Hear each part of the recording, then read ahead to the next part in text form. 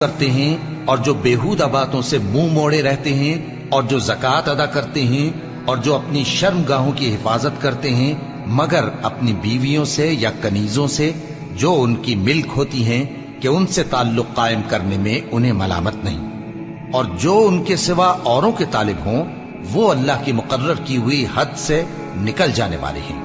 اور جو امانتوں اور اقراروں کو ملحوظ رکھتے ہیں اور جو نمازوں کی پابندی کرتے ہیں یہی لوگ میراث حاصل کرنے والے ہیں، یعنی جنت الفردوس کے وارث بنیں گے، وہ اس میں ہمیشہ رہیں گے۔ اور ہم نے انسان کو مٹی کے خلاصے سے پیدا کیا ہے، پھر اس کو ایک مضبوط اور محفوظ جگہ میں نطفہ بنا کر رکھا، پھر ہم نے نطفے کا لوتھڑا بنایا،